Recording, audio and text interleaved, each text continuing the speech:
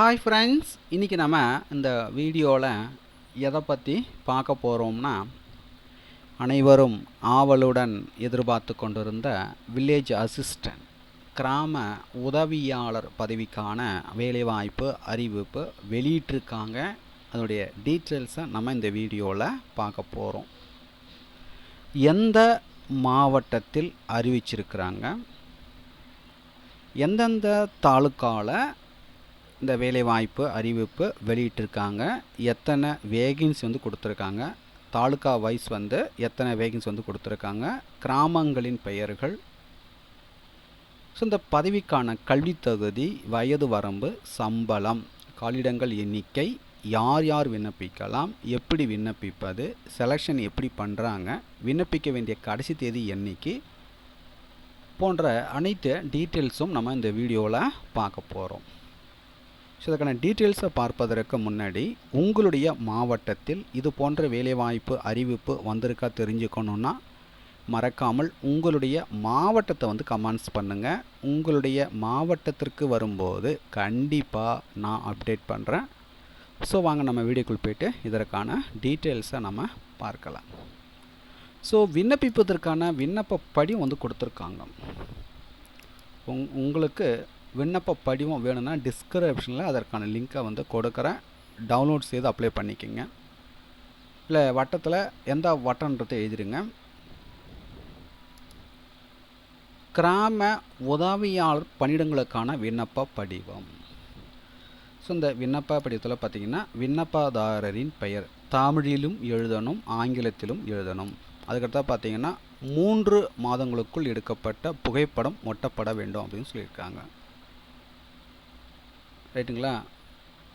உங்களுடைய புகைப்படம் பார்த்திங்கன்னா 3 மாதத்திற்குள் எடுக்கப்பட்டதாக இருக்கணும். ஸோ அந்த புகைப்படத்தை, பாஸ்போர்ட் அளவிலான புகைப்படத்தை இந்த பாக்ஸில் ஒட்டிடுங்க. அதற்கு மேலே அட்டஸ்ட் பண்ணிவிடுங்க. அதுக்கடுத்து பார்த்திங்கன்னா தந்தை பெயர், பாலினம், ஆண், பெண், 3ஆம் பாலினத்தவர் என்னன்றது மேலே டிக் பண்ணிவிடுங்க.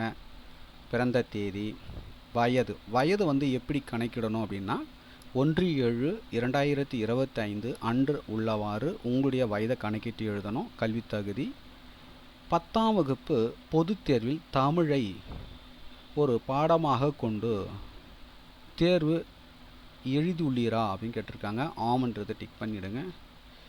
இனப்பிரிவு ஓசியா, பிசியா, பிசிஎம்மா, எம்பிசியா, டிஎன்சியா, எஸ்சியா, எஸ்சிஏவா, எஸ்டியான்றது மேலே டிக் பண்ணிவிடுங்க. சாதி எழுதிடுங்க. மதம், திருமண நிலை, ரைட்டுங்களா? திருமணம் ஆகியிருந்தால் ஆமன்றதை டிக் பண்ணுங்கள். திருமணம் ஆகவில்லை அப்படின்னா இல்லைன்றதை டிக் பண்ணுங்கள். வசிக்கும் கிராமம், அதுக்கடுத்தா வட்டம், இதற்கான இருப்பிட சான்று இணைக்கணும். நிரந்தர முகவரி, தொடர்பு முகவரி, நிர்ணயிக்கப்பட்ட கல்வி தகுதியினை தமிழ் பயிற்று மொழியில் பயின்றதற்கான பிஎஸ்டிஎம் இடஒதுக்கீடு இருக்குன்னா அப்படின்னா ஆமான்றதை மேலே டிக் பண்ணணும். முன்னுரிமை இருக்குது அப்படின்னா ஆமன்றதை டிக் பண்ணணும். அது என்னென்ன முன்னுரிமை எடுத்து கொடுத்துருக்காங்க. வாகன ஓட்டுநர் தகுதி, ஓட்டுநர் உரிமம் இருப்பின் அதோடைய நகல் இணைக்கணும் அப்படின்னு சொல்லுவாங்க. ஆமன்றதை நீங்கள் டிக் பண்ணிங்க அப்படின்னா அதுக்கான நகல் இணைக்கணும். மிதிவண்டி, இருசக்கர வாகனம் ஓட்ட தெரியும் தெரியாது, கண்டிப்பாக அந்த போஸ்டிங் பார்த்தீங்கன்னா ஓட்ட தெரியணும். ஸோ ஓட்ட தெரியுன்றதை மேலே டிக் பண்ணிவிடுங்க.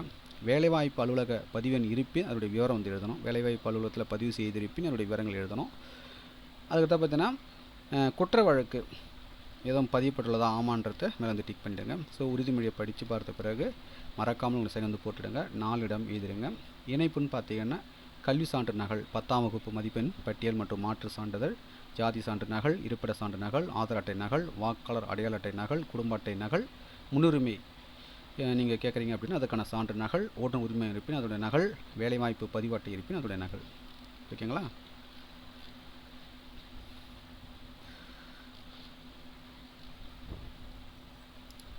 ஸோ விண்ணப்ப படிவத்தை பூர்த்தி செஞ்சிட்ட பிறகு அனைத்து காலங்களையும் பூர்த்தி செய்த பிறகு அத்துடன் தேவையான ஆவண நகல்கள் அனைத்திலும் செல்ஃப் அட்டை செய்து பூர்த்தி செய்த விண்ணப்ப படிவத்துடன் இணைந்து சம்மந்தப்பட்ட வட்டாட்சியர் அலுவலகத்தில் பார்த்திங்கன்னா விண்ணப்பிக்க வேண்டும். இப்போ நம்ம பார்த்திங்கன்னா ஈரோடு மாவட்டத்திற்கான வேலைவாய்ப்பு அறிவிப்பை நம்ம பார்த்துட்ருக்கோம். ஸோ ஈரோடு மாவட்டத்திற்கான வேலைவாய்ப்பு அறிவிப்புக்கான டீட்டெயில்ஸ் உங்களுக்கு வேணும்னா ஈரோடு மாவட்டத்துக்கான அஃபிஷியல் வெப்சைட்டில் கொடுத்துருக்குறாங்க. அதுக்கான லிங்க்கை டிஸ்கிரிப்ஷனில் கொடுக்குறேன். ஸோ அந்த லிங்க்கை கிளிக் பண்ணி போய்ட்டு பார்த்துக்குங்க. ஸோ எண்ணிலிருந்து விண்ணப்பிக்கலாம்னு பார்த்தீங்கன்னா 7/7/2025 முதல் விண்ணப்பிக்கலாம். விண்ணப்பிக்க வேண்டிய கடைசி தேதி என்னைக்குன்னு பார்த்தீங்கன்னா 5/8/2025. அதான் லாஸ்ட் டேட்டாக வந்து கொடுத்துருக்காங்க. ஸோ இந்த போஸ்டிங்கான பேசிக் டீட்டெயில்ஸ் நம்ம பார்க்கலாம். பார்த்திங்கன்னா இப்போ ஈரோடு மாவட்டத்தில் பார்த்தீங்கன்னா பவானி வட்டத்தில் அறிவிச்சிருக்காங்க. பவானி தாலுக்காவில் எத்தனை வேகன்சி வந்து கொடுத்துருக்காங்க பார்த்தீங்கன்னா 11 வேகன்சி வந்து கொடுத்துருக்காங்க. சம்பளம் பார்த்தீங்கன்னா 11,100 35,100 வரைக்கும் கொடுத்துருக்காங்க. அதுக்கிட்ட கிராமங்கள் வந்து கொடுத்துருக்காங்க, எந்தெந்த கிராமங்கள்ன்றது கொடுத்துருக்காங்க. அதுக்கடுத்து பார்த்தீங்கன்னா இனசூச்சி விவரம் வந்து கொடுத்துருக்காங்க. தேர்வு முறையை பொறுத்த வரைக்கும் மிதிவண்டி, இருசக்கர வாகனம் ஓட்டும் திறன், வாசித்தல் மற்றும் எழுதும் திறன், நேர்காணல். அதுக்கடுத்த வயது வரம்பு பொறுத்தவரை 1/7/2025 ஆண்டு உள்ளவர் பார்த்தீங்கன்னா ஏனையோர் அதர்ஸ் பார்த்தீங்கன்னா 21 முதல் 32 வயது. அதுக்கடுத்தாக பார்த்தீங்கன்னா அட்டவணை வகுப்பினர், அருந்ததியினர், பழங்குடியினர், மிகவும் பிற்படுத்தப்பட்ட வகுப்பினர், சிறுமரபினர், பிற்படுத்தப்பட்ட வகுப்பினர், முஸ்லீம் ஆகிய வகுப்பினை சார்ந்தவர்கள் பார்த்தீங்கன்னா 21 முதல் 37 வயது வந்து கொடுத்துருக்காங்க.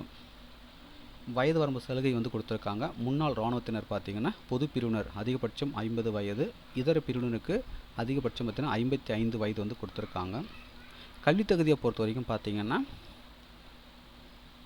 தமிழ்நாடு அரசு தேர்வுகள் இடைநிலைப் பள்ளி இறுதி வகுப்பு சான்றிதழ் தேர்வில் தமிழை ஒரு பாடமாக கொண்டு தேர்வு எழுதப்பட்டிருக்க வேண்டும். தேர்ச்சி தோல்வி மதிப்பெண் பட்டியல் கட்டாயம் சமர்ப்பிக்க வேண்டும் சொல்லியிருக்காங்க. தமிழில் எழுத படிக்க தெரிஞ்சிருக்கணும். இதர தகுதிகள் பார்த்தீங்கன்னா மிதிவண்டி, இருசக்கர வாகனம் ஓட்டும் திறன் கொடுத்துருக்குறாங்க. ஸோ இப்போ பவானி தாலுக்காவுக்கு விண்ணப்பிக்க விரும்பினால் 7/7/2025 முதல் 5/8/2025 வரை அலுவலக வேலை நாட்களில் பவானி வட்டாட்சியர் அலுவலகத்தில் காலை 10 மணி முதல் மாலை 5:45 மணி வரை நேரிலோ அல்லது பதிவஞ்சல் மூலமாகவோ விண்ணப்பம் செய்யலாம் அப்படின்னு சொல்லியிருக்கிறாங்க. அதுக்கு அடுத்தாக பார்த்தீங்கன்னா எந்த தாலுக்கான்னு பார்த்தீங்கன்னா பெருந்துறை தாலுக்கா வந்து கொடுத்துருக்காங்க. இதில் பார்த்தீங்கன்னா 39 கடைகள் வந்து கொடுத்துருக்காங்க. அதுக்கடுத்து பார்த்தீங்கன்னா கோபிச்செட்டிப்பாளையம், இதில் பார்த்தீங்கன்னா 19 கடைகள் வந்து கொடுத்துருக்காங்க. அதுக்கடுத்து பார்த்தீங்கன்னா மொடக்குறிச்சி வட்டத்தில் பார்த்தீங்கன்னா 15 கடைகள் வந்து கொடுத்துருக்காங்க.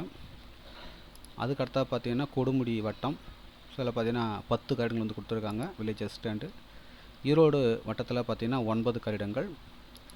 அதுக்கடுத்து தளவாடி பார்த்திங்கன்னா 1 காலிடம். அதுக்கடுத்து பார்த்திங்கன்னா சத்தியமங்கலம் வட்டம் பார்த்திங்கன்னா 7 கட்டிடங்கள். நம்பியூர் வட்டத்தில் பார்த்திங்கன்னா 16 கட்டிடங்கள். அந்தியூர் வட்டத்தில் பார்த்திங்கன்னா 14 கட்டிடங்கள். ஸோ ஒவ்வொரு தாலுக்கா வைஸ் வந்து கொடுத்துருக்காங்க. பவானி, பெருந்துறை, கோபிச்செட்டிப்பாளையம், மொடக்குறிச்சி, ரைட்டுங்களா, கொடுமுடி, ஈரோடு தாலுக்கா, தளவாடி தாலுக்கா, சத்தியமங்கலம் தாலுக்கா, நம்பியூர் தாலுக்கா, அந்தியூர் தாலுக்கா. ஸோ தகுதியும் விருப்பம் உள்ளவர்கள் அப்ளை பண்ணிக்கோங்க. மேலும் உங்களுக்கு கூடுதல் விவரங்கள் வேணால் நோட்டிஃபிகேஷனுடைய பிடிஎஃப் லிங்க்கை நீங்கள் பார்த்து கொண்டிருக்க இந்த வீடியோக்கு கீழே உள்ள டிஸ்கிரிப்ஷன் லிங்க் வந்து கொடுக்குறேன். டவுன்லோட் செய்து ரீட் பண்ணி பார்த்துங்க. இது போன்ற வேலைவாய்ப்பு அறிவிப்பு உங்களுடைய மாவட்டத்தில் வந்திருக்கா தெரிஞ்சுக்கணும்னா மறக்காமல் உங்களுடைய மாவட்டத்தை வந்து கமெண்ட்ஸ் பண்ணுங்கள். உங்களுடைய மாவட்டத்திற்கு வரும்போது கண்டிப்பாக நான் அப்டேட் பண்ணுறேன். மீண்டும் நம்ம அடுத்த ஒரு வேலைவாய்ப்பு சந்திப்போம். அனைவருக்கும் நன்றி.